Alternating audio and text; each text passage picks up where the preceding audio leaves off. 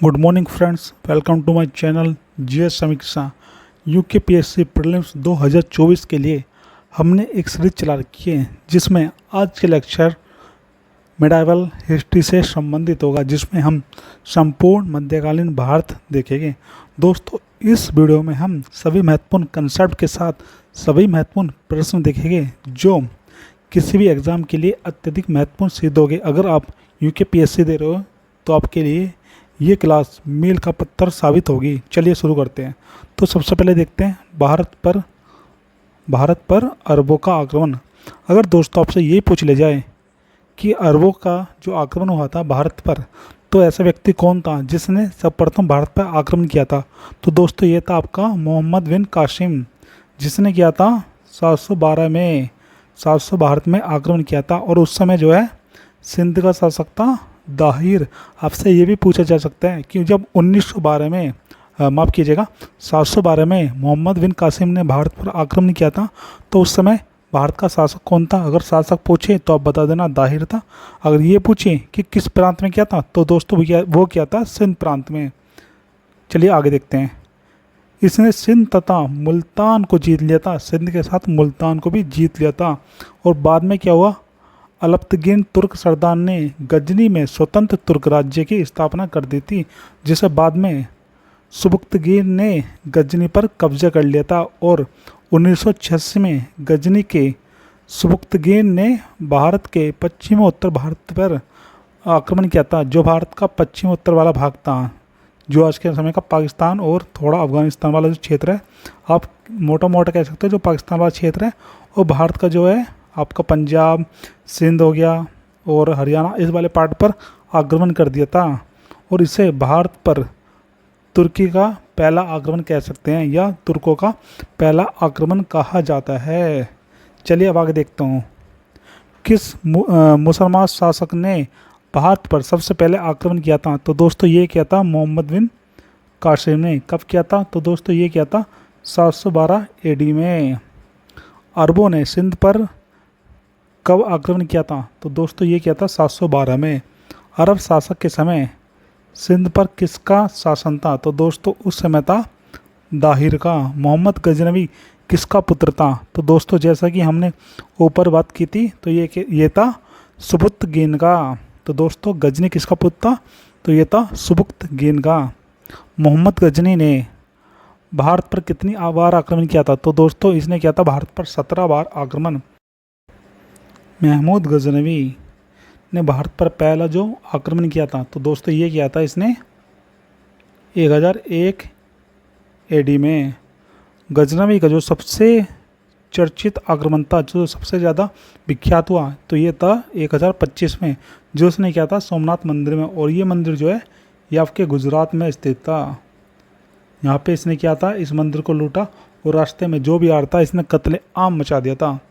जो मोहम्मद गजनवी था, इसका अंतिम आक्रमण जो था भारत पर, तो दोस्तों ये था जाटों के विरुद्ध।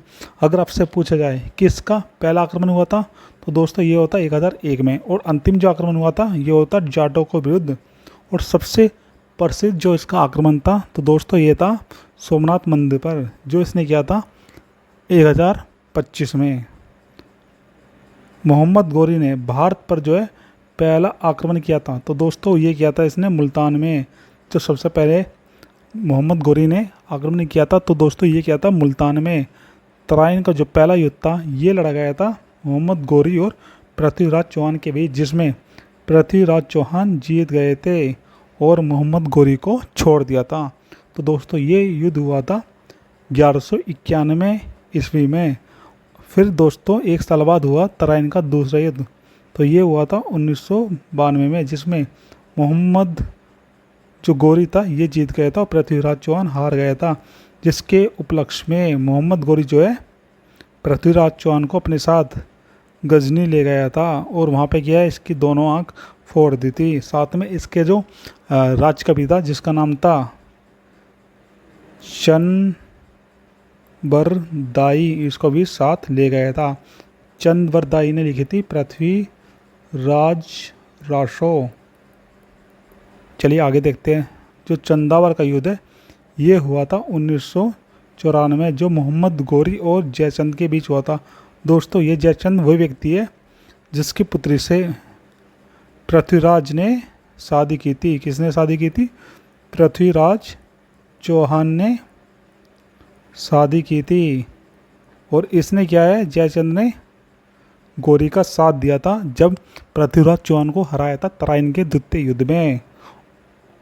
चलिए आगे देखते हैं, किस राजपूत राजा ने मोहम्मद गौरी को पहली बार हराया था? तो दोस्तों ये था बघेल भीम। जो बघेल भीम था ये पहला ऐसा राजपूत राजा था जिसने मोहम्मद गौरी को हराया था। तराइन की पहली लड़ाई में पृथ्वीराज चौहान को किसने पराजित किया था? तो दोस्तों ये क्या था? मोहम्मद गौरी ने। चलिए अब देखते हैं सल्तनत काल। तो दोस्तों जो आपकी सल्तनत काल है ये स्टार्ट होती है 1206 से 1526 तक। तो दोस्तों ये चलती है 1206 से 1526 तक। तो ये जो आपको देखने को मिलती है ये उत्तर भारत में देखने को मिलती है। और उत्तर भारत में जो हमारा वर्तमान का दिल्ली, कुछ पार्ट हरियाणा का, कुछ जो है आपके उत्तर प्रदेश का, इन सब का जो एनसीआर वाला पार्ट है इस सबको मिला के तो दिल्ली सल्तनत वाला एक पार्ट था जहाँ पर दिल्ली सल्तनत विकसित थी। दिल्ली सल्तनत में जो है तुर्की तथा अफ़गान वंशों के शासन किया था। तो दोस्तों आप कह सकते हो कि जो पहली बार तुर्की और अफ़गान ने भारत पर शासन किया था ये क्या था? दिल्ली सल्तनत में। चलो तो दिल्ली सल्तनत का जो सबसे पहले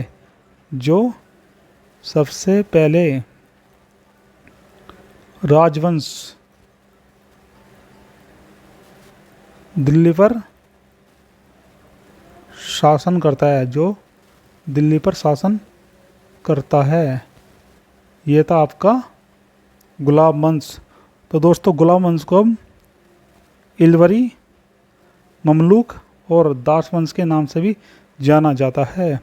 गुलाब वंश के दौरान कुतुबुद्दीन ऐबक ने कुतुबी, इल्तुतमिश ने शमसी और बलबन ने बलबनी शासन व्यवस्था चलाई थी।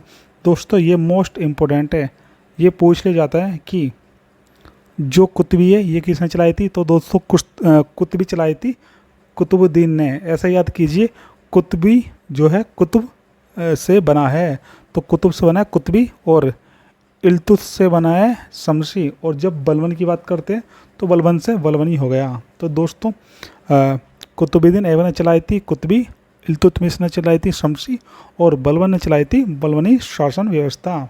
चलिए अब देखते हैं गुलाम वंश की स्थापना कब हुई थी? तो दोस्तों इसकी स्थापना हुई थी 1206 में, माफ़ कीजिए 1206 में। और ये की थी कुतुबुद्दीन ऐबक ने। जो कुतुबुद्दीन था उसने अपनी राजधानी बनाई थी लाहौर। बनाई थी। दिल्ली का वह सुल्तान जिसकी मृत्यु पोलो खेलते हुई थी। तो दोस्तों ये हुई थी कुतुबुद्दीन ऐबक की। लाख वक्स के नाम से किसको जाना जाता है? तो दोस्तों ये जाना जाता है कुतुबुद्दीन को, क्योंकि कुतुबुद्दीन ने जो है लाखों को दान कर देता था। जो कुतुब मीनार है उसकी नींव रखी थी आपके कुतुबुद्दीन ऐबक ने। अजमेर में जो है 2.5 दिन का झोपड़ा है ये बनवाया था आपके कुतुबुद्दीन ने। तो दोस्तों कुतुबुद्दीन ने 3-4 कार्य करे थे। पहला जो कुतुब मीनार का निर्माण कराया था, दूसरा आपका अजमेर में 2.5 दिन का झोपड़ा बनाया था, तीसरा जो है इसकी राजधानी जो थी, इसकी जो राजधानी थी ये थी आपकी लाहौर। इसकी राजधानी थी लाहौर। चलिए अब आगे देखते हैं। कुतुबुद्दीन का जो उत्तराधिकारी था ये था आपके आराम शाह। आराम शाह की मृत्यु के बाद दिल्ली की गद्दी पर कौन बैठा? तो दोस्तों ये बैठा था इल्तुतमिश, जो आपके बैठा था 1211 में। ये बैठा था 1211 में।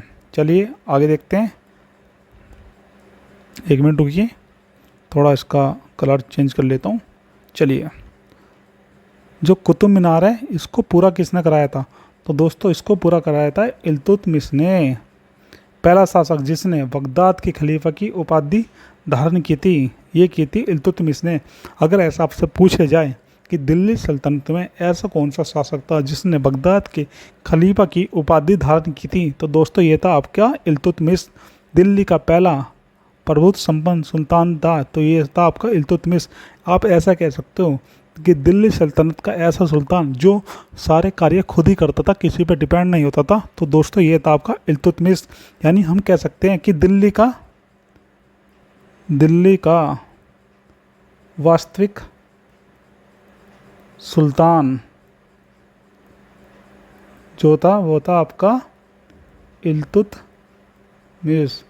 दिल्ली का वास्तविक सुल्तान जो था ये था इल्तुतमिश। चांदी का सिक्का जिसको कहते थे टंका, ये चलाया था आपकी इल्तुतमिश ने। इल्तुतमिश ने जो राजधानी कहाँ थी, लाहौर, जो बनाई थी कुतुबुद्दीन ऐबक ने, उसको वहाँ से हटाकर दिल्ली लाया। तो दोस्तों जो दिल्ली लाया था ये लाया था आपके इल्तुतमिश। इल्तुतमिश ने चंगेज़ खां से बचने के लिए जो एक व्यक्ति था जिसका नाम था जलालुद्दीन, उसे अपनी शरण में लेने से मना कर दिया। उसको कहा कि भाई साहब तू यहाँ से भाग जा, अगर तू मेरी शरण में आ गया तो चंगेज़ खां मेरे ऊपर आक्रमण कर देगा। तो इससे बचने के लिए इसने ऐसा कर दिया था। इल्तुतमिश के बाद दिल्ली की गद्दी पर कौन बैठा, तो दोस्तों ये था आपका रुकनुद्दीन फ़िरोज़, प्रथम मुस्लिम शासिका दिल्ली सल्तनत पर या दिल्ली की गद्दी पर जो बैठी थी। तो दोस्तों ये थी आपकी रजिया सुल्तान, ये बैठी थी आपकी 1236 में। तो दोस्तों ये बैठी थी 1236 में। जो रजिया थी इसकी हत्या कर दी गई थी कैथल में, जो आपके वर्तमान का हरियाणा राज्य है। ऐसा सुल्तान जो टोपी सीकर अपना जीवन निर्वाह करता था। तो दोस्तों ये था आपका नसीरुद्दीन मोहम्मद।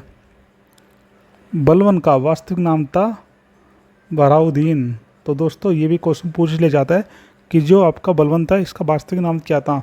तो दोस्त इसका वास्तविक नाम था बहाउद्दीन। सिजदा व पाबोस की प्रथा किसने चलाई थी, तो दोस्तों ये चलाई थी इल्तुतमिश ने। अगर आपसे पूछ लिया जाए कि सिजदा और पाबोस इसकी प्रथा किसने चलाई थी, तो दोस्तों ये चलाई थी आपके बलबन ने। तो ये किसने चलाई थी, तो ये चलाई थी बलबन ने। फारसी एक त्यौहार था जिसका नाम था नौरोज़। तो दोस्तों इसकी शुरुआत की थी आपके बलबन ने।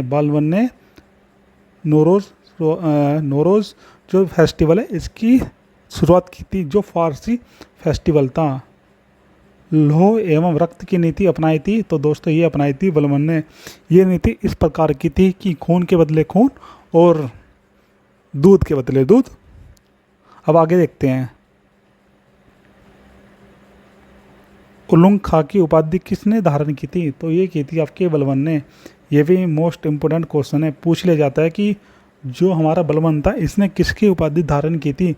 तो दोस्तों बलबन ने जो उपाधि धारण की थी इसको कहते थे उलुग खां।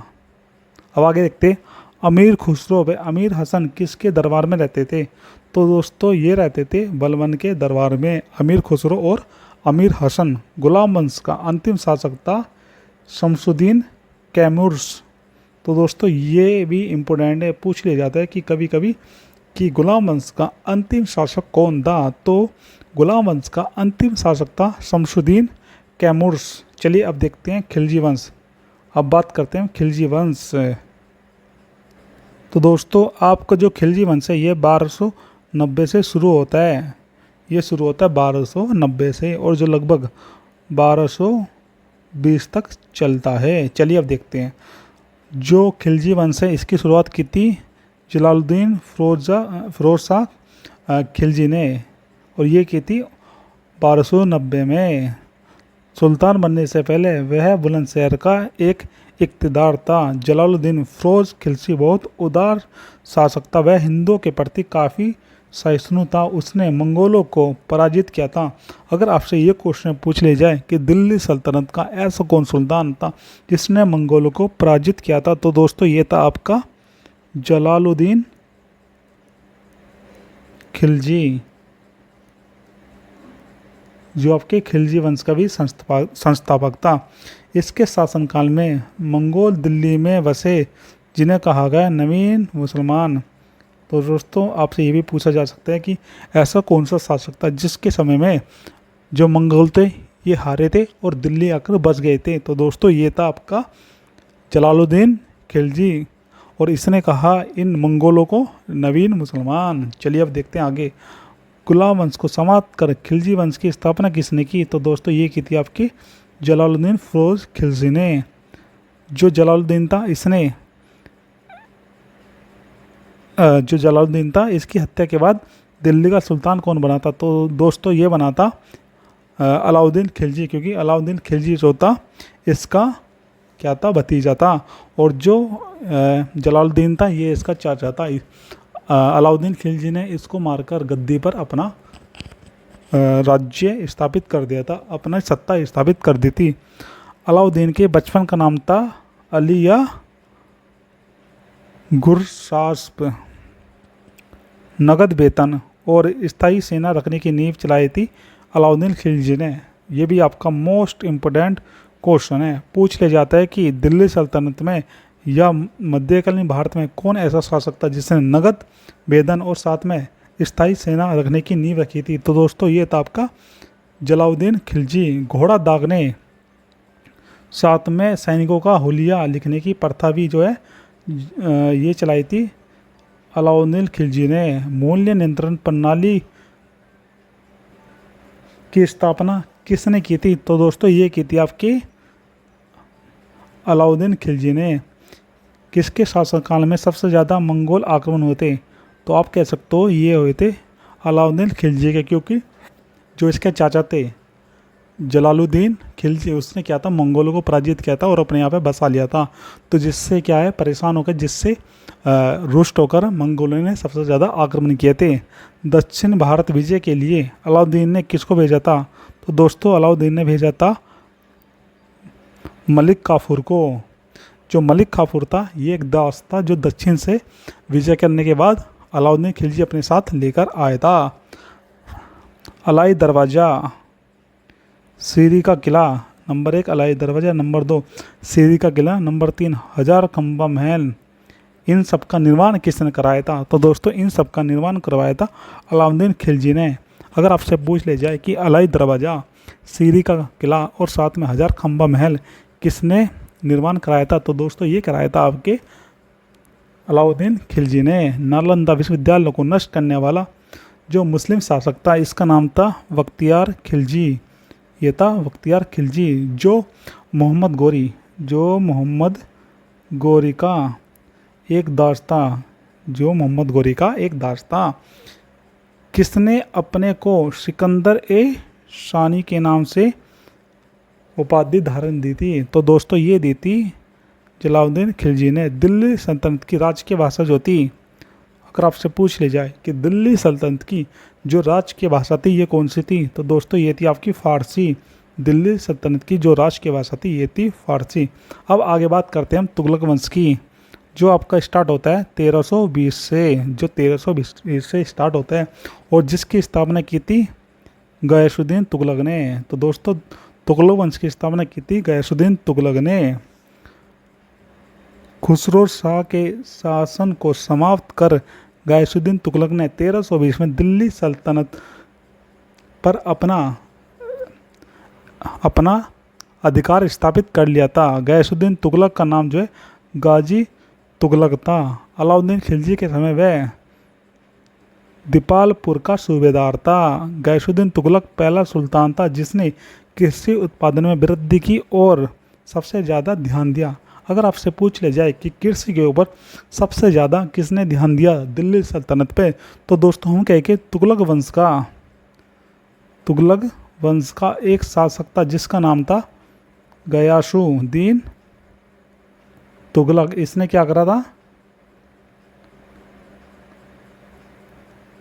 इसने क्या करा? कृषि पर अत्यधिक ध्यान दिया था, जिससे क्या हुआ? अत्यधिक वृद्धि देखने को मिली। इसने क्या करा? साथ में नहरों का निर्माण भी कराया था, क्योंकि कृषि उत्पादन में पानी चाहिए और पानी के लिए क्या चाहिए? नहर चाहिए। तो इसलिए इसने नहरों का निर्माण भी कराया था। इसने दिल्ली के निकट क्या करा? तुगलकाबाद नामक एक नगर की स्थापना भी की थी। अगर आपसे पूछा जाए कि जो गयासुद्दीन तुगलक था इसने क्या क्या कार्य किए, तो सबसे पहले इसने क्या करा?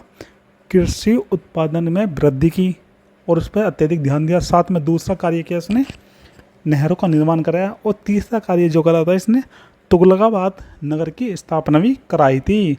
अब चलिए आगे देखते हैं। तुगलक वंश का जो पहला शासक था तो ये था आपका गयासुद्दीन तुगलक, वह शासक जिसने नहरों का निर्माण कराया था। तो दोस्तों ये था आपका गयासुद्दीन तुगलक, इसने नहरों का निर्माण कराया था। दूसरा कृषि उत्पादन पर ध्यान दिया और इसमें वृद्धि भी की थी। साथ में इसने तीसरा कार्य किया था तुगलकाबाद नगर की स्थापना भी कराई थी। गयासुद्दीन तुगलक के बाद दिल्ली का सुल्तान कौन बना था? तो दोस्तों ये बना था MBT मोहम्मद बिन तुगलक। मध्यकाल में पागल बादशाह किसे कहा गया? तो दोस्तों ये पागल बादशाह कहा गया था MBT को, मोहम्मद बिन तुगलक को। जो आपका MBT था उसने अपनी राजधानी जो है देवगिरी से दौलताबाद स्थापित की थी। अगर आपसे पूछा जाए कि जो आपका मोहम्मद बिन तुगलक था उसने अपनी राजधानी देवगिरी से कहाँ पर स्थापित की थी? तो दोस्तों ये की थी दौलताबाद में। सांकेतिक मुद्रा का प्रारंभ किसने किया था? तो ये किया था आपके मोहम्मद बिन तुगलक ने, MBT ने। दोस्तों सांकेतिक भाषा आज के समय की एक तरह की बिटकॉइन है, एक तरह की बिटकॉइंस है, या हम कह सकते हैं जितनी भी हमारी क्या है वर्चुअल, जितनी हमारी जो है वर्चुअल मनी है या वर्चुअल करेंसी है, जो जितनी हमारी वर्चुअल करेंसी है वे सब क्या है सांकेतिक मुद्रा एक तरीके की। तो दोस्तों हम कह सकते हैं कि मोहम्मद बिन तुगलक जो है ये बहुत ही ज़्यादा बुद्धिमान व्यक्ति था, लेकिन उस समय क्या है इसकी नीति को अच्छे से क्रियान्वित नहीं किया गया, जिसकी वजह से इसको पागल शासक कहा गया।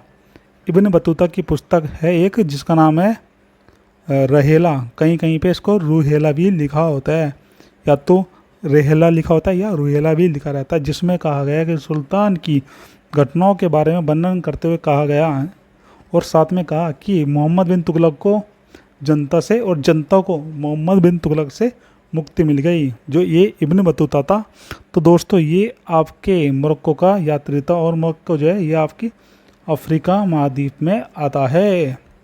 किसके शासनकाल में दक्षिण में किन दो भाइयों ने विजयनगर की स्थापना की थी? तो दोस्तों उस समय था मोहम्मद बिन तुगलक, MBT मोहम्मद बिन तुगलक था, और उस समय क्या है दक्षिण में दो भाइयों ने विजयनगर की स्थापना की थी, जिनका नाम था हरिहर और दूसरे का नाम था बुक्का। हरिहर और बुक्का जिन्होंने स्थापना की थी 1336 में। कब की थी दोस्तों? तो ये की थी 1336 में। मोहम्मद बिन तुगलक निपुण क्या में था? तो दोस्तों ये था फिलोसफी में। जो आपकी फिलोसफी होती है इसमें ये बहुत ज़्यादा निपुण था। विजयनगर की स्थापना की थी, तो दोस्तों ये की थी जो अभी आपको मैंने बताया था हर एवं बुक्का ने 1336 ईस्वी में। किसने सबसे पहले ब्राह्मणों पर जजिया कर लगाया था? तो दोस्तों ये लगाया था फिरोज शाह मेहता ने, FST ने, फिरोज शाह मेहता ने सर्वप्रथम ब्राह्मणों पर जजिया कर लगाया था। चलिए अब आगे देखते हैं किसके शासनकाल में सबसे ज़्यादा नहरों का निर्माण किया गया था? तो ये किया गया था आपके फिरोज शाह तुगलक के शासनकाल में। तो दोस्तों फिरोज शाह तुगलक के काल में सबसे ज़्यादा नहरों का निर्माण हुआ था, और क्या है सबसे पहले जो स्टार्ट की थी तो दोस्तों ये की थी आपके मोहम्मद बिन तुगलक ने। किसके शासनकाल में टोपरा एवं मेरठ में जो अशोक के स्तंभ थे उसको लाकर दिल्ली में स्थापित किया गया था? तो ये भी किया गया था फिरोज शाह तुगलक के समय में। ये भी आपका मोस्ट इम्पोर्टेंट क्वेश्चन है। दीवान खैरात विभाग की स्थापना किसने की थी? तो ये की थी फिरोज शाह तुगलक ने। किसने सिंचाई तथा लोक निर्माण कार्य पर पर्याप्त ध्यान दिया था? तो दोस्तों ये दिया था फिरोज शाह तुगलक ने, जिसको कहते हैं FST। तो दोस्तों ये भी बड़ा इम्पोर्टेंट क्वेश्चन है, पूछ ले जाता है कि सिंचाई और जो आपका लोक निर्माण कार्य है इस पर सबसे ज़्यादा ध्यान किसने दिया था? तो दोस्तों ये दिया था फिरोज शाह तुगलक ने। किसके शासनकाल में जो दास थे इनकी संख्या सबसे ज़्यादा थी? तो आपको देखने को मिलेगा फिरोज शाह तुगलक के शासनकाल में। फतुहात ए फिरोज शाह की रचना की थी फिरोज शाह तुगलक ने। फतुहात ए फिरोज शाह की रचना की थी फिरोज शाह तुगलक ने। किस वंश के शासकों में सबसे अधिक शासन किया? तो दोस्तों ये किया था आपके तुगलक वंश ने। तो इन्होंने किया था लगभग 200 वर्ष तक शासन किया था। रजिया सुल्तान किसकी बेटी थी? तो दोस्तों ये थी इल्तुतमिश की, जिसने शासन संभाला था 1236 से, और ये रहती शायद 1240 तक, लगभग 3.5 साल तक इसने शासन किया था। अब आगे बात करते हैं स्वतंत्र प्रांतीय राज्य की। जौनपुर की स्थापना किसने की थी? तो दोस्तों ये की थी फिरोज शाह तुगलक ने FST ने सार्की वंश की स्थापना की थी? मलिक सरवर ने।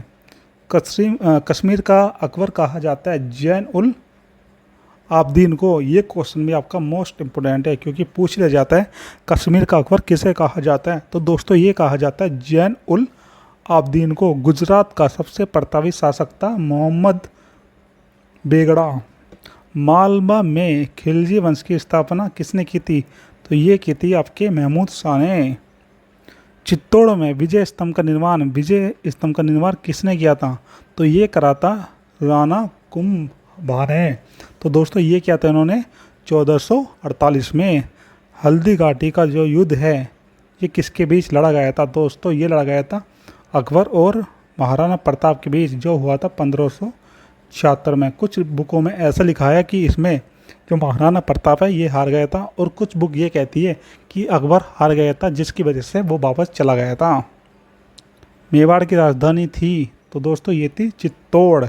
खान देश की राजधानी थी? ये थी बुरहानपुर। किसने खान देश को अपने राज्य में मिलाया था? तो दोस्तों जो हमारे अकबर ग्रेट थे इन्होंने क्या करा था, खान देश को अपने राज्य में मिला लिया था। अब आगे बात करते हैं सैयद वंश की। खिज़्र खान ने सुल्तान के बदले रैयत ए आला की उपाधि धारण की थी। अगर आपसे पूछा जाए कि रैयत ए आला की उपाधि किसने धारण की थी, तो दोस्तों ये की थी आपके खिज़्र खान है। और जो खिज़्र का है ये सैयद वंश का संस्थापक है। इसने अपने सिक्के नहीं बनवाए थे, जो सिक्के थे इसने नहीं चलाए थे। इसने क्या करा, जो तुगलक शासकों के नाम से सिक्के चल रहे थे उन्हीं को ही चलाया था। इसने पंजाब, मुल्तान और सिंध को दिल्ली सल्तनत में शामिल किया था। अगर आपसे पूछा जाए कि पंजाब, मुल्तान और सिंध को किस दिल्ली सल्तनत के शासक ने अपने राज्य में शामिल किया था, तो दोस्तों ये था आपका खिज़्र का। दिल्ली सल्तनत में शासन करने वाला सैयद वंश एकमात्र शिया समुदाय था। ये आपका मोस्ट इम्पोर्टेंट है। अगर आपसे पूछ लिया जाए कि दिल्ली सल्तनत में ऐसा कौन सा शासन वर्ग था या राजवंश था जिसने शिया समुदाय को शासन करने पे मजबूर किया, तो दोस्तों ये था आपका सैयद वंश।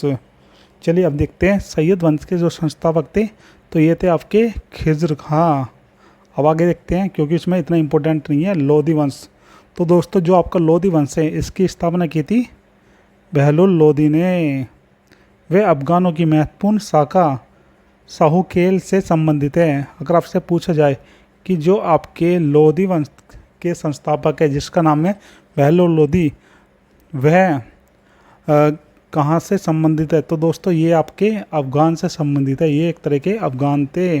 दिल्ली का सुल्तान बनने पर उसने क्या है, इन्होंने क्या करा था, दिल्ली के जब सुल्तान बने इन्होंने गाजी की उपाधि धारण की थी। किसकी उपाधि धारण की थी? गाजी की उपाधि धारण की थी।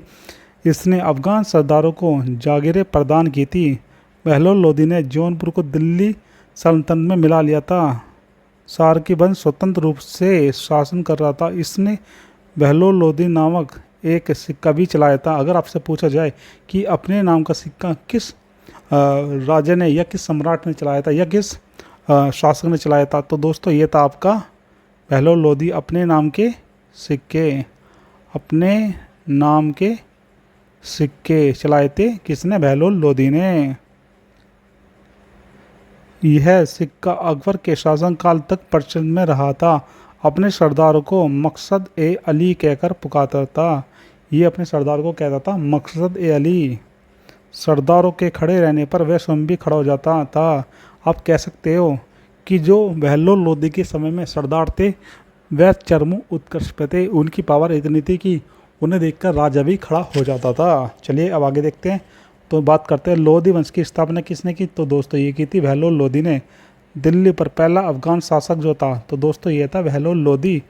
किसने सरदारों को मकसद ए अली कहकर पुकारा, तो दोस्तों ये था आपका बहलोल लोधी। और इसी के समय में जब सरदार स्वयं खड़े होते थे तो सम्राट या सुल्तान स्वयं भी खड़े हो जाते थे, स्वयं भी खड़े हो जाते थे। आगरा नगर की स्थापना की थी, तो दोस्तों ये की थी आपकी सिकंदर लोदी ने। ये भी आपका मोस्ट इम्पोर्टेंट क्वेश्चन है। भूमि मापने की प्रणाली जिसको कहते हैं गज सिकंदरी का परीक्षण किसने किया था, तो ये किया था आपका सिकंदर लोदी ने। ये भी आपका इम्पोर्टेंट है। किसने आगरा को अपनी राजधानी बनाया था, तो दोस्तों आगरा को अपनी राजधानी वही बनाएगा जिसने इस नगर की स्थापना की थी, और आगरा नगर की स्थापना की थी सिकंदर लोदी ने। अब आगे देखते हैं, जो सिकंदर लोदी है उसकी बीमारी माफ़ कीजिएगा, उसकी मृत्यु किस बीमारी के कारण हुई थी, तो दोस्तों उसकी मृत्यु हुई थी गले की बीमारी के कारण। लोदी वंश का जो अंतिम शासक था इसका नाम था इब्राहिम लोदी। सुल्तानों की राजभाषा थी, तो दोस्तों यहाँ पे क्या है, जो हमारा पूरा दिल्ली सल्तनत है इनकी जो राजकीय भाषा होती थी वो फारसी होती थी। पानीपत का प्रथम युद्ध जो है किसके बीच लड़ा गया, तो दोस्तों ये लड़ा गया था बाबर और इब्राहिम लोदी के बीच, जो आपके हुआ था 1526 में। तो दोस्तों ये हुआ था 1526 में। अब देखते हैं जो हमारा सल्तनत कालीन व्यवस्था थी किस प्रकार की थी। दो वंशों ने दिल्ली सल्तनत के तत्काल पहले और बाद शासन किया, तो दोस्तों ये थे, सबसे पहले किया था आपके गुलाम वंश ने, और फिर किया था आपके तुगलक वंश ने। अब आगे देखते हैं, सल्तनत काल में केंद्रीय प्रशासन का जो मुखिया था वो कहलाता था सुल्तान, क्योंकि सुल्तान ही सबको देख रेख करता था, तो इस तरीके से सुल्तान ही केंद्रीय प्रशासन का मुखिया होता था। अमीरों का महत्व सबसे ज़्यादा किस आपको राज्य वंश में देखने को मिलता है, किस शासनकाल में देखने को मिलता है, तो दोस्तों ये हमें देखने को मिलता है लोदी वंश में। तो क्योंकि दोस्तों लोदी वंश में क्या था, जो हमारे सरदार होते थे या अमीर होते थे, जब वो खड़े होते थे उन्हें देखकर स्वयं भी जो हमारा सुल्तान था वो खुद भी खड़ा हो जाता था। तो इस तरीके से हम कह सकते हैं कि जो हमारे आमिर है या हमारे जो सरदार थे उनका चरमोत्कर्ष था लोदी वंश में। प्रशासन की सबसे छोटी जो इकाई होती है, तो दोस्तों आप किसी भी काल में चले जाओ, प्राचीन काल में चले जाओ, मध्यकाल में चले जाओ या आधुनिक समय में आ जाओ, जो प्रशासन की सबसे छोटी इकाई रही है वो हमेशा गाँव रही है। किसने एकता प्रथा को समाप्त किया था, तो दोस्तों ये समाप्त किया था आपके अलाउद्दीन खिलजी ने। और एकता प्रथा जो है ये चलाई थी आपके इल्तुतमिश ने। जो आपकी एकता प्रथा है ये इल्तुतमिश ने चलाई थी और इसको समाप्त किया था अलाउद्दीन खिलजी ने। एकता प्रथा को दोबारा किसने चलाया था, तो दोस्तों ये चलाया था फिरोज शाह मेहता ने, और इसको ख़त्म किया था अलाउद्दीन खिलजी ने। सल्तनत काल में केंद्र के नियंत्रण वाली भूमि क्या कहलाती थी, जो केंद्र के नियंत्रण में रहती थी उसको कहते थे खालसा भूमि। अब देखते हैं आगे सूफी आंदोलन। तो मुस्लिम रहस्यवादी आंदोलन सूफीवाद या सूफी मत के रूप में जाना जाता है। सूफी आध्यात्मिक प्रवर्तक को पीर तथा शिष्य को मुरीद कहते थे। जो दोस्तों जो गुरु होता था उसको पीर कहते थे और जो शिष्य होता था उसको मुरीद कहा जाता था। जो सूफी परंपरा है उसमें पीर से क्या आशय है, तो दोस्तों पीर जो होता था वो आपके सूफियों का गुरु होता था। बाबा फरीद की जो रचना है वो है गुरु ग्रंथ साहिब। जो आपका गुरु ग्रंथ साहिब है उसमें आपके बाबा फरीद की रचनाओं का भी कुछ पार्ट लिखा हुआ है। भारत में चिश्ती सिलसिले को किसने स्थापित किया था, तो दोस्तों ये किया था शेख मोइनुद्दीन चिश्ती ने, जिनकी दरगाह जो दरगाह है ये आपको देखने को मिलेगी राजस्थान के अजमेर में। जो राजस्थान का अजमेर में है वहाँ पर आपको शेख मोइनुद्दीन चिश्ती की दरगाह देखने को मिलेगी। अजमेर में किस सूफी फ़कीर की दरगाह है, तो दोस्तों ये है आपकी मोइनुद्दीन चिश्ती की। अब आगे बात करते हैं भक्ति आंदोलन की। भक्ति आंदोलन को दक्षिण भारत से उत्तर भारत में कौन लाया, जो भक्ति आंदोलन था उसको दक्षिण भारत से उत्तर भारत में लाया था रामानंद। रामानंद का जन्म हुआ था प्रयागराज में। तो दोस्तों जो रामानंद है इनका जन्म हुआ था प्रयागराज में। महाराष्ट्र में भक्ति संप्रदाय किसकी शिक्षा द्वारा फैला था, तो दोस्तों ये फैला था आपके संत ज्ञानेश्वर के द्वारा। कबीरदास जी का जन्म हुआ था, तो दोस्तों इनका जन्म हुआ था वाराणसी में साखी व विजय की रचना किसने की थी? तो दोस्तों ये की थी कबीर ने। कबीर जो है इनका जन्म वाराणसी में हुआ था और इन्होंने साखी और विजय की रचना की थी। गुरु ग्रंथ साहिब, माफ़ कीजिएगा, गुरु नानक, माफ़ कीजिएगा, गुरु नानक का जन्म जो है ये हुआ था तलवंडी में, जो ननकाना साहिब है। वर्तमान में ये जगह पाकिस्तान में आती है। गुरु नानक किससे प्रभावित थे? तो दोस्तों ये प्रभावित थे बाबा फरीद से। इसलिए क्या है, गुरु ग्रंथ साहिब में बाबा फरीद की भी कुछ रचनाएं आपको देखने को मिलती है। अलवर संतों का आविर्भाव किस आधुनिक राज्य में हुआ है? तो दोस्तों ये हुआ था आपके तमिलनाडु में। तो दोस्तों ये हुआ था आपके तमिलनाडु में। गोस्वामी तुलसीदास जी का जन्म जो है ये हुआ था राजापुर बांदा में, जो आपके आता है उत्तर प्रदेश में। रामचरितमानस की रचना किसने की थी? तो दोस्तों ये की थी तुलसीदास जी। शिवाजी के समकालीन मराठा संत जो थे, तो दोस्तों ये थे संत तुकाराम। संत रैदास जी का जन्म जो है ये हुआ था बनारस में, जो आपका आता है उत्तर प्रदेश में। भक्ति आंदोलन का प्रसार असम में किसने किया था? तो दोस्तों ये किया था शंकर देव ने। जो शंकर देव है इन्होंने क्या है, भक्ति आंदोलन का असम में भी प्रचार प्रसार किया था। चलिए अब बात करते हैं मध्यकालीन वंश। मध्यकालीन का सबसे शक्तिशाली वंश जिसका नाम है मुगल काल। तो मुगल वंश की जो स्थापना ये की थी बाबर ने।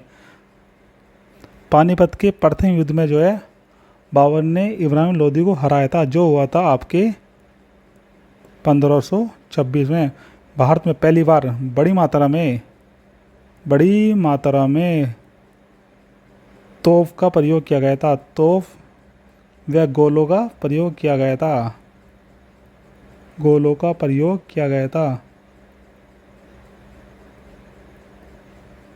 चलिए आगे देखते हैं। खानवा का युद्ध जो है ये बाबर व राणा संगे के बीच लड़ा गया था। अपनी उदारता के कारण बाबर को क्या कहते थे? तो दोस्तों बाबर को हम कहते थे मस्त कलंदर। कलंदर कहते थे, मस्त कलंदर नहीं, कलंदर ओनली। बाबर की मृत्यु कहाँ हुई थी? तो दोस्तों बाबर की मृत्यु आगरा में हुई थी। बाबर की इच्छा के अनुसार उसका शव जो है ये दफनाया गया था अफगानिस्तान के काबुल में, क्योंकि बाबर की इच्छा थी कि जब वो मरे वो अपने स्वदेश में ही जाकर दफन हो। बाबर के बाद किस मुगल शासक ने शासन किया? तो दोस्तों ये आते हैं हुमायूं। हुमायूं ने शासन किया था।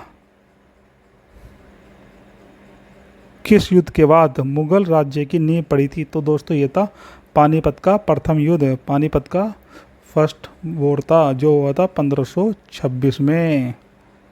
भारत में सबसे पहले तोप खाने की प्रयोग किसने किया था? तो दोस्तों ये किया था बाबर ने, और ये किया था 1526 में, जो हुआ था आपका पानीपत का प्रथम युद्ध, जो पानीपत का प्रथम युद्ध था। अब देखते हैं हुमायूं। हुमायूं गद्दी पर बैठने से पहले कहाँ का सूबेदार था? तो दोस्तों ये था बदख्शां। तो दोस्तों ये था बदख्शां का, जो आपके काबुल में आता है। हुमायूं नामा की रचना की थी अकबर ने। दोस्तों ये थोड़ा गलत लग रहा है, क्योंकि जो हुमायूं नाम है इसकी जो रचना की थी इसकी बहन ने की थी शायद, जिसका नाम था गुलबदन बेगम।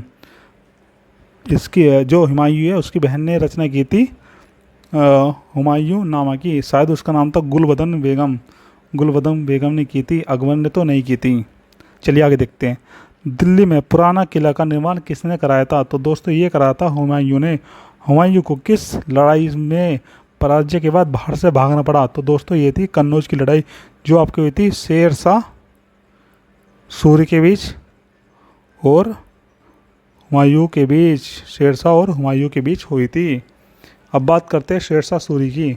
सूर साम्राज्य का आप कह सकते हो संस्थापक था शेर शाह सूरी। इसका जन्म जो है ये हुआ था वजवाड़ा में, जो होशियारपुर में आता है। शेर शाह के बचपन का जो नाम था ये था फरीद खां। बिलग्राम का युद्ध जो हुआ था ये हुआ था हुमायूं और शेर शाह सूरी के बीच में, जो हुआ था 1540 में, जिसमें क्या है शेर शाह सूरी जीत गया था। शेर शाह सूरी को किस किले को जीतने के बाद मृत्यु हो गई थी? तो दोस्तों ये था कलिंजर का जो किला था, इसके बाद जो है शेर शाह की मृत्यु हो गई थी, क्योंकि जो तोप का गोला फटा इसमें क्या है शेर शाह सूरी जो है जख्मी हो गया था। शेरशाह ने किस युद्ध में हुमायूं को हराया और गौड़ पर कब्जा कर लिया? तो दोस्तों ये था आपका चौसा का युद्ध जो हुआ था 1539 में। काबुलियत एवं पट्टा प्रथा की शुरुआत जो की थी ये की थी आपके शेरशाह सूरी ने। चांदी का रुपया जिसको किसने चलाया था? तो दोस्तों ये चलाया था शेरशाह सूरी ने। जो चांदी का रुपया है ये चलाया था शेरशाह सूरी ने। ग्रैंड ट्रंक रोड का निर्माण कराया था शेरशाह सूरी ने। तो दोस्तों किसने कराया था? ये कराया था शेरशाह सूरी ने। डाक व्यवस्था का प्रचलन शुरू किया था शेरशाह सूरी ने। शेरशाह का उत्तराधिकारी जो था इसका नाम था इस्लाम शाह। शेरशाह की महानता का जो सबसे अच्छा उदाहरण है तो दोस्तों आपको देखने को मिलेगी शेरशाह सूरी की प्रशासनिक सुधार। शेरशाह सूरी जो था इसने एक बेस्ट तरीके का प्रशासनिक सुधार किया था जो आप कह सकते हो शेरशाह सूरी की महानता का एक उदाहरण है। चलिए अब आगे देखते हैं अकबर, जिसको कहते हैं अकबर महान। ये जो गद्दी बैठा था ये बैठा था 1556 में। तो दोस्तों कब बैठा था? 1556 में बैठा था। जो अकबर है इसका जन्म हुआ था अमरकोट के राणा वीर साल के महल में। अकबर की जो माता है इनका नाम था हमीदा बानो बेगम। अकबर का जो राज्याभिषेक है ये हुआ था कलानौर में। अकबर का संरक्षक जो था तो दोस्तों ये था बैरम खां। पानीपत की दूसरी लड़ाई जो हुई थी 1556 में, जिसमें अकबर व हुमायूं के बीच हुई थी। दोस्तों अकबर तो यहाँ लिख दिया गया है, वैसे जो हुई थी ये हुई थी बैरम खां की तरफ से। अकबर की तरफ से लड़ा था बैरम खां और हुमायूं हेमू, माफ कीजिएगा हेमू। दोस्तों हेमू जो है ये इससे पहले एक भी युद्ध नहीं हारा था, ये पहला युद्ध था जिसमें हेमू हारा था। हल्दी घाटी का युद्ध जो है ये हुआ था अकबर और महाराणा प्रताप के बीच, जो आपको देखने को मिलता है 1576 में। अकबर का सेनापति जो था वो था आपका राजपूत सम्राट जिसका नाम था मान सिंह। अकबर ने सर्वप्रथम समुद्र को कब देखा था? तो दोस्तों ये देखा था जब उसने गुजरात विजय की थी। गुजरात विजय की स्मृति में अकबर ने किसका निर्माण कराया था? तो दोस्तों ये किया था बुलंद दरवाजे के, जो आपके उत्तर प्रदेश में जो आपके फतेहपुर सीकरी के पास है। अकबरनामा की रचना की थी अबुल फजल ने।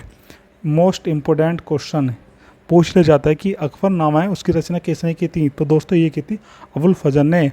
और ये भी मोस्ट इम्पोर्टेंट है कि जो बुलंद दरवाज़ा है ये किस उपलब्धि के बाद बनाया गया था? तो दोस्तों ये बनाया गया था गुजरात विजय के बाद। अकबर के दरबार में प्रसिद्ध संगीतकार कौन थे? तो दोस्तों ये थे तानसेन।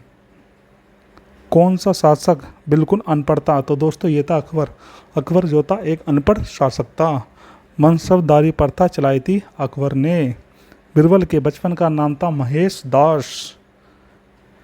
इबादत खाना का निर्माण कराया था अकबर ने, जिसमें क्या है सभी धर्म के व्यक्ति होते थे और सबसे सलाह लेता था, सबसे बातें करता था। हिंदी साहित्य का स्वर्ण काल कहा जाता है अकबर के काल को। तुलसीदास किसके समकालीन थे? तो दोस्तों ये थे अकबर के समकालीन। किस विद्रोह को दबाने के लिए बीरबल की हत्या कर दी गई? तो दोस्तों ये था आपके यूसुफ जाइयों का विद्रोह। जो यूसुफ जाइयों का विद्रोह था इसे दबाने के लिए जो है बीरबल की हत्या कर दी गई थी। अकबर ने जरी कमल की उपाधि किसे दी थी? तो दोस्तों ये दी थी मोहम्मद हुसैन को। अगर आपसे पूछ लिया जाए कि जो हमारा मोहम्मद हुसैन है उसको किसकी उपाधि दी थी? तो दोस्तों ये थी जरी कलम की। ये क्वेश्चन में इम्पोर्टेंट है, पूछ लिया जाता है कि जो बीरबल है वो किस विद्रोह के कारण मर गया था? तो दोस्तों ये था यूसुफ जाइयों के विद्रोह के कारण। अकबर के काल में भू राजस्व के सुधारों के लिए कौन उत्तरदायी था? तो दोस्तों ये था जो डोडरमल था, इसने भू राजस्व में अत्यधिक कार्य किया था, जिससे बीरबल अकबर बहुत ज़्यादा खुश हुआ था। मुग़ल काल का पहला भारतीय हिंदी विद्वान जो था तो ये था दोस्तों आपका मोहम्मद जायसी। जो मोहम्मद जायसी था ये मुग़ल काल का पहला भारतीय हिंदी विद्वान था। तानसेन का जो मूल नाम है ये था रामतनु पांडे। आईने अकबर पुस्तक के लेखक जो है ये आए थे आपके अबुल फजल। ये मोस्ट इम्पोर्टेंट क्वेश्चन है, ये आपसे पूछ ले जाता है कि जो आईने अकबर हैं ये किसने लिखी थी? तो दोस्तों ये लिखी थी अबुल फजल ने। अबुल फजल किस सूफी संत के पुत्र थे? तो दोस्तों ये थे शेख मुबारक के। रामायण का फारसी अनुवाद किया था अब्दुल कादिर बदायूं ने। किस मुगल सम्राट को हिंदी गीतों का श्रेय जाता है? तो दोस्तों ये जाता है अकबर को, क्योंकि अकबर जो है हिंदी में अत्यधिक रुचि लेता था और इसलिए अकबर के काल को हिंदी भाषा का स्वर्ण काल कहा जाता है। दीन ए इलाही की शुरुआत जो की थी ये अकबर ने की थी। दीन ए इलाही जो है धर्म को सबसे पहले किसने अपनाया था? तो दोस्तों ये अपनाया था बिरबल ने, जिसमें कहा गया था सभी धर्म समान है और किसी भी धर्म के साथ हम किसी भी प्रकार की भेदभाव नहीं करेंगे। मेवाड़ राजघराने से संबंधित प्रसिद्ध संत जो है ये थी आपकी मीराबाई। अकबर का मकबरा कहाँ स्थित है? तो दोस्तों ये स्थित है सिकंदराबाद में। अब बात करते हैं हम जहांगीर की। दोस्तों ये अकबर का उत्तराधिकारी था। जहांगीर के बचपन का नाम जो होता ये था सलीम।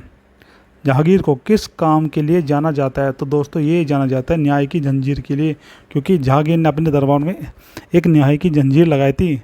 जब भी कोई व्यक्ति उस जंजीर को बजाता था तो जहांगीर तुरंत आ जाता था और न्याय करता था। सिखों के 5वें गुरु जिसका नाम था अर्जुन देव, उसको फांसी किसने दी? तो दोस्तों ये दी थी जहांगीर ने। चित्रकारी किसके शासनकाल में सबसे अधिक अपने उच्चतम स्तर पे थी? तो दोस्तों ये था आपका जहांगीर। जो जहांगीर था उसको चित्रकारी अत्यधिक पसंद थी। आप कह सकते हो कि जो हिंदी का स्वर्णकाल था ये आपके अकबर का शासनकाल था और जो चित्रकारी का स्वर्णकाल है ये था आपके जहांगीर का समय। जहांगीर का अर्थ होता है विश्व विजेता। किस काल को चित्रकाल कला का स्वर्ण काल कहा जाता है? तो दोस्तों ये था आपके जहांगीर का काल। किस शासक ने तंबाकू के प्रयोग पर पूर्ण रूप से प्रतिबंध लगा दिया था? तो दोस्तों ये थे आपके जहांगीर। नूरजहां का वास्तविक नाम था मेहरुनिसा। नूरजहां की माता अस्मत बेगम किसकी खोज के लिए विख्यात है? ये आपका मोस्ट इम्पोर्टेंट है। जो नूरजहां की माता थी अस्मत बेगम, ये क्या करती थी? गुलाब से इत्र निकालती थी और इन्होंने ही इत्र की खोज की थी। कैप्टन हॉकिंस व प्रथम अंग्रेज थॉमस रो किसके दरबार में आए थे? तो दोस्तों ये आए थे जहांगीर के दरबार में। ये भी आपका मोस्ट इम्पोर्टेंट क्वेश्चन है। अब बात करते हैं हम शाहजहां की। तो दोस्तों जो हमारा जहांगीर था उसका उत्तराधिकारी था शाहजहां। ताजमहल का निर्माण किसने कराया था? तो दोस्तों ये कराया था आपके शाहजहां ने। दिल्ली में लाल किले का निर्माण किसने कराया था? ये भी कराया था आपके शाहजहां ने। शाहजहां ने खान खाना की उपाधि धारण की थी। माफ़ कीजिएगा, जो खान खाना है इसकी उपाधि किसे प्रदान की थी? तो दोस्तों ये की थी अपनी एक सौतेली माँ, जिसको ये अपनी सौतेली माँ मानता था, जिसका नाम था आसफ खां।